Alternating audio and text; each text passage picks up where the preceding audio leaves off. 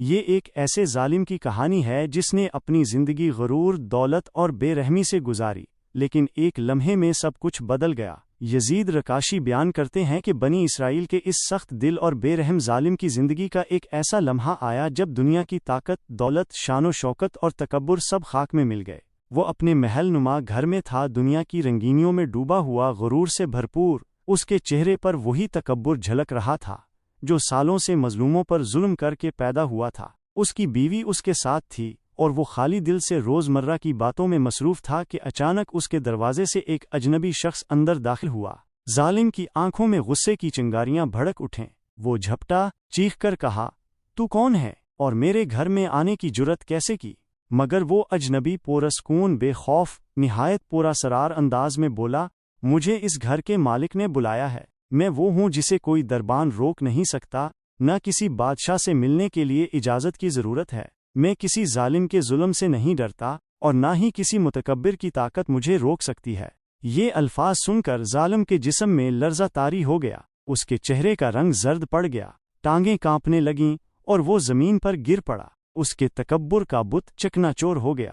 لرزتی آواز میں اس نے پوچھا، کیا تم ملک الموت ہو؟ فرشتہ بولا، ہاں میں ہی عزرائیل ہوں۔ اب وہ ظالم جو کل تک لوگوں کی جان سے کھیلتا تھا، زندگی کی مہلت مانگنے لگا۔ اس کے لہجے میں اب نہ غرور تھا نہ دھمکیاں، صرف عاجزی، خوف اور ندامت تھی۔ کیا مجھے اتنی مہلت دے دو کہ میں وصیت لکھ سکوں، کوئی نیکی کر سکوں، توبہ کر سکوں؟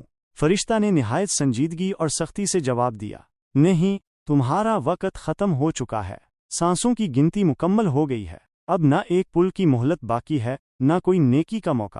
اب وہ ظالم جو کل تک دنیا کو کمتر سمجھتا تھا سوال کرنے لگا، مجھے کہاں لے جاؤ گے؟ فرشتہ نے جواب دیا، وہیں جہاں تمہارے اعمال جائیں گے، جس جیسا عمل تم نے کیا ویسا ہی ٹھکانہ پاؤ گے، جس قسم کا گھر تم نے آخرت میں بنایا وہی تمہیں ملے گا۔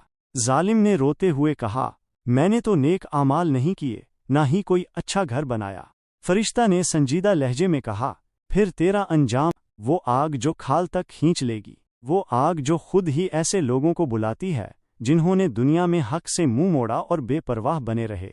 یہ کہتے ہی فرشتہ نے اس کی روح قبض کر لی۔ ایک چیخ فضا میں گونجی، پھر سکوت چھا گیا، گھر میں کہرام مچ گیا۔ بیوی چیخنے لگی، بچے سہم گئے، خادم رونے لگے، ہر طرف آہ و بکا تھی، لیکن اس ظالم کا سب کچھ ختم ہو چکا تھا۔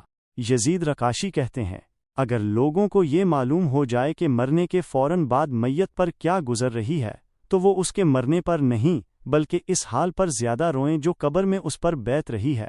دنیا کی طاقت، غرور، دولت سب فانی ہیں۔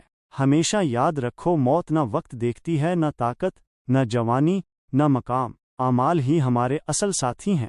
آج توبہ کا وقت ہے، کل مہلت نہیں ہوگی۔